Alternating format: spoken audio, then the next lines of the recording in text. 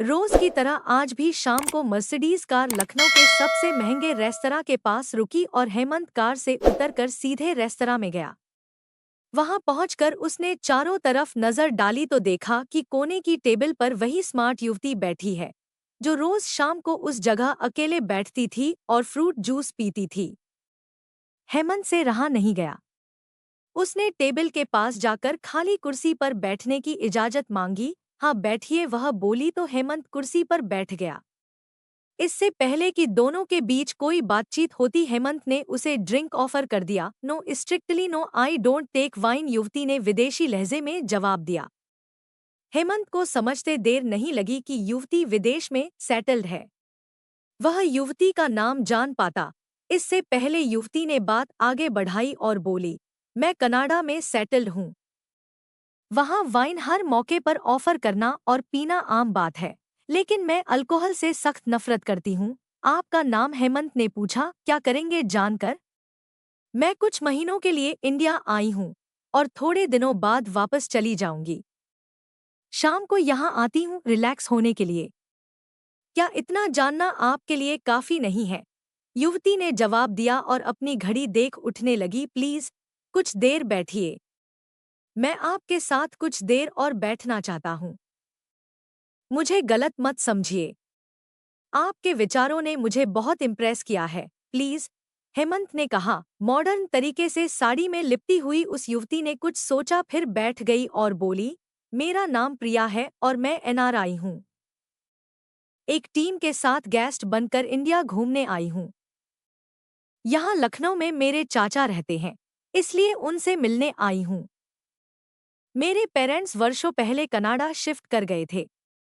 वहाँ वे सरकारी स्कूल में टीचर हैं। इतना कहकर उसने फिर चलने की बात कही तो हेमंत ने कहा, चलिए मैं आपको चाचा के घर छोड़ देता हूँ। मुझ पर विश्वास कीजिए और यकीन न हो तो अपने चाचा से इजाजत ले लीजिए। उनसे कहिए कि सुपर इंडस्ट्रीज के मालिक की गाड़ी से घर आ रही हूँ। सुपर इंडस्ट्रीज लखनऊ और पूरे प्रदेश में प्रसिद्ध है। प्रिया ने उससे विजिटिंग कार्ड मांगा, उसे देखा, फिर पर्स में रखा और उसके साथ चलने को राजी हो गई। गाड़ी में बैठते वक्त हेमंत अत्यधिक विचलित सा था। पता नहीं क्यों एक अनजान युवती को वह अपना समझने लगा था। शायद युवती के आकर्षक व्यक्तित्व व अंदाज से प्रभावित हो गया था। गाड़ी में हेमंत ने पारिवारिक बातें छेड़ी और अपने परिवार और बिजनेस के बारे में बताता रहा।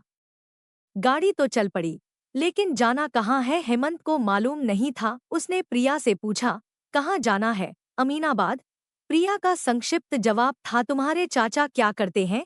हेमंत ने फिर सवाल किया। प्रिया ने बताया कि उसके चाचा इरिगेशन डिपार्टमेंट में जॉब करते हैं और अमीनाबाद में उनका फ्लैट है। गाड़ी रोकिए, मेरा घर पास ही है, प्रिया ने कहा। हेमंत ने बड़ी विनम्रता से कहा, चलिए घर तक छोड़ देता हूँ।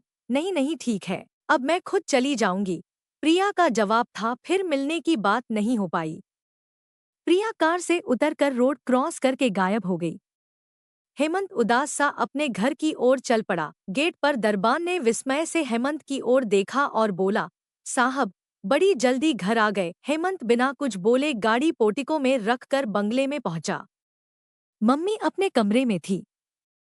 उसकी इकलौती लाडली छोटी बहन ड्राइंग रूम में बैठकर एक बुकलेट में हीरो का सेट देखकर पेंसिल से उन्हें टिक कर रही थी। हेमंत ने पूछा, क्या देख रही हो बिन्नी? बिन्नी ने हेमंत के प्रश्न का उत्तर दिए बिना कहा, भैया आज जल्दी आ गए हो तो चलो हीरे का सेट खरीद दो, मेरा बर्थडे भी आ रहा है, वह मेरा गिफ्ट हो जाएगा। हेमंत सोफे पर बैठा ही था कि हाउसमेड एप्पल जूस का केन और कुछ ड्राई फ्रूट्स लेकर आ गई।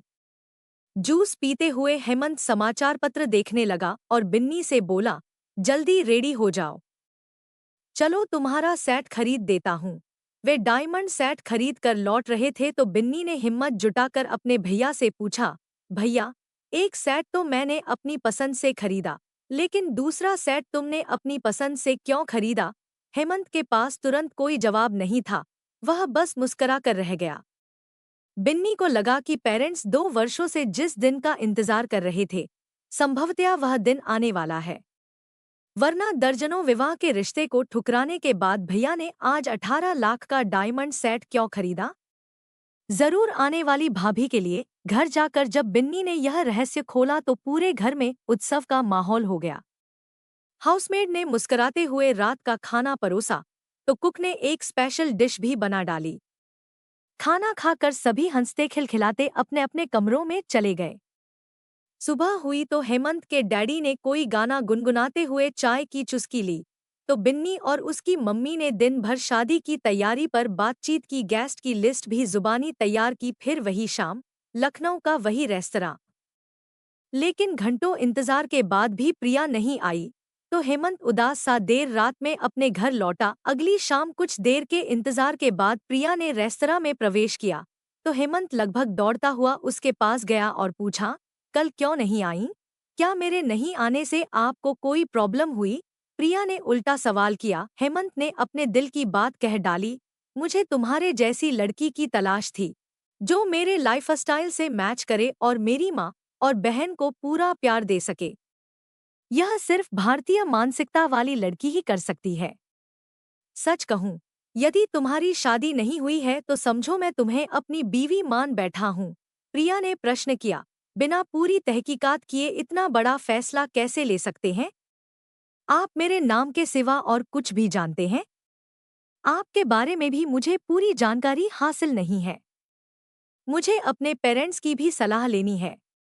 जैसे आप अपने परिवार के बारे में सोचते हैं, वैसे ही मेरे भी कुछ सपने हैं। परिवार के प्रति जवाबदेही है।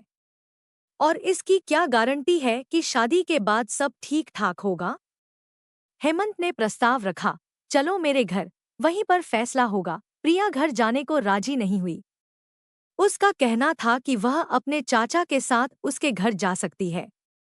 कार में बैठकर अगले दिन अपने चाचा को रेस्तरां में लाने का वादा कर प्रिया नियत मोड़ पर कार से उतर गई। अगली शाम फिर वही रेस्तरां। प्रिया आज अत्यधिक स्मार्ट लग रही थी। साथ में एक 20 से 22 वर्ष का लड़का था, जिसे प्रिया ने अपना कजिन बताया।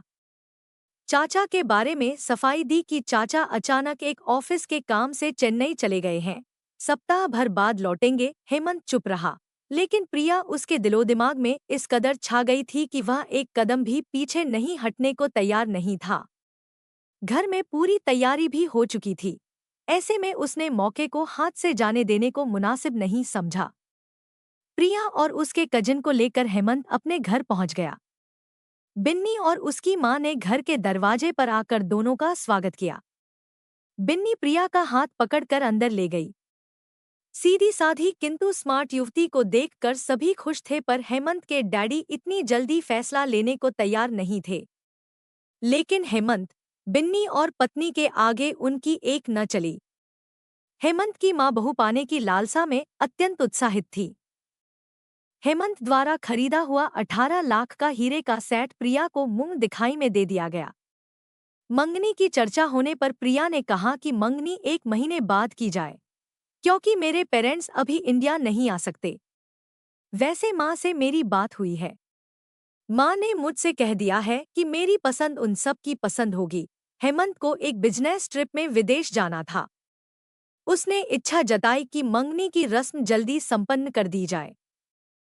परिवार वालों ने हामी भर दी, तो मंगनी की तारीख 2 दिन बाद की तय हो गई। 5 स्टार होटल के अकबर बैंक्वेट हॉल में हेमंत का परिवार और तकरीबन 100 गेस्ट आए। प्रिया पर सभी मेहमानों ने भेंट स्वरूप गहने और कैश की वर्षा कर दी। हेमंत ने हीरे की अंगूठी पहनाई, तो प्रिया ने भी एक वजनदार सोने की अंगूठी हेमंत को पहनाई। हेमंत की मां ने फिर 25 लाख का हीरो का सेट दिया।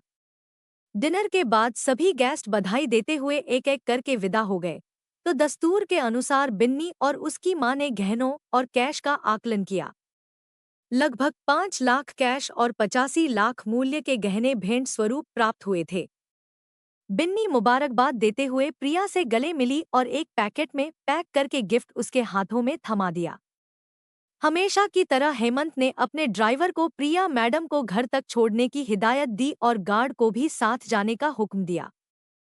फिर अगले दिन लंच साथ करने का ऑफर देते हुए प्रिया को विदा किया। अगली सुबह ब्रेकफास्ट के बाद हेमंत ने ऑफिस पहुंचकर जल्दी काम निपटाया।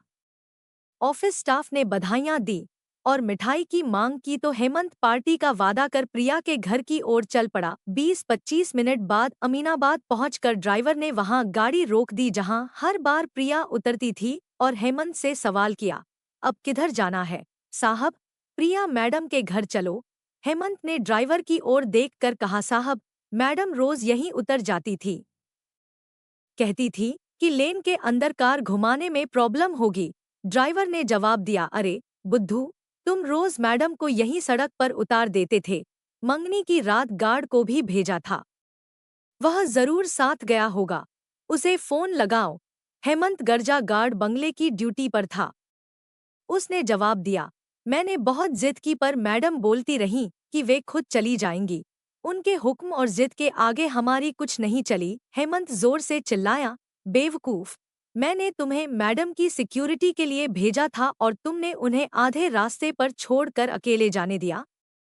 मैं तुम दोनों की छुट्टी कर दूंगा। हेमंत ने अब प्रिया को फोन किया लेकिन उसका स्विच ऑफ मिला। उसने अपने ऑफिस पहुंचकर फिर फोन लगाया। इस बार प्रिया का रिस्पॉन्स आया। वह धीमी आवाज में बोली, मेरे कजिन की तबीयत अचानक बहुत खराब हो गई है, उसे डॉक्टर अभी देख रहे हैं, मैं रात में बात करती हूँ। इतना कहकर प्रिया ने मोबाइल का स्विच ऑफ कर दिया। हेमंत की रात बेचैनी से कटी।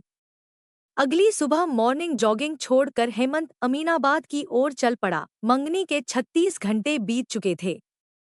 प्रिया से पूरी तरह संपर्क टूट चुका था। ड्राइवर ने जिस गली को प्रिया मैडम के घर जाने का रास्ता बताया था, दिन के उजाले में हेमंत अनुमान से उस जगह पर पहुंच गया और कार को रुकवा फुटपाथ पर चाय की दुकान पर चाय पीने लगा।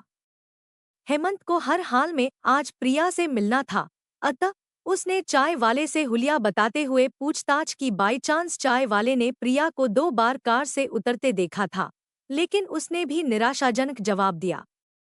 उसने हेमंत को बताया, आपने जो हुलिया बताया वैसे हुलिये की अनेक महिलाएं हैं और रात में देखे गए चेहरे की पहचान करना थोड़ा मुश्किल है। लेकिन एक बात पक्की है कि जिस गाड़ी से 2 बार मैंने उन्हें उतरते देखा, यह वही गाड़ी है जिससे आप आए हैं। हेमंत पैदल चलते हुए गली में प्रवेश कर गया। सुबह का समय था इसलिए प्राय हर कोई घर में ही था। कुछ लोगों ने प्रिया नाम सुनकर कहा कि इस नाम की किसी लड़की को नहीं जानते, लेकिन एक पढ़े लिखे नेता टाइप के मौलवी साहब ने जो बातें हेमंत को बताईं, उसे सुनकर हेमंत के पैरों तले मानो जमीन खिसक गई। मौलवी साहब ने कहा, बेटे, इस गली में या तो मजदूर या छोटी मोटी नौकरी करने वाले लोग रहते हैं। यहाँ कभी भी किसी एनआरआई या आपके बताए हुए हुलिये की युवती को कभी नहीं देखा गया है। यह गली जहां खत्म होती है उससे आगे रिहायशी इलाका। हेमंत को महसूस होने लगा कि उसके साथ बहुत बड़ा धोखा हुआ है। उसके पास प्रिया के घर के पते के नाम पर सिर्फ अनजान गली की जानकारी भर थी। हेमंत वहां से निकलकर रेस्तरां की ओर चल पड़ा। रेस्तरां में अभी साफ सफाई चल रही थी, किंतु हेमंत साहब को सुबह सुबह देखकर सारा स्टाफ बाहर आ गया। हेमंत को वहां जो जानकारी मिली उसने उसकी शंका को हकीकत में बदल दिया। सिक्योरिटी गार्ड ने बताया कि वे मैडम जब पहली दफा रेस्तरां आई थी, तब उन्होंने मुझसे पूछा कि सुपर इंडस्ट्रीज वाले हेमंत रस्तोगी कौन है। मैंने आपकी ओर इशारा किया था। इसके बाद आप दोनों को साथ साथ निकलते देखा तो हम सब यह समझे कि आप लोग एक दूसरे को जानते हैं। हेमंत सुनकर लड़खड़ा सा गया, तो स्टाफ ने मिलकर उसे संभाला।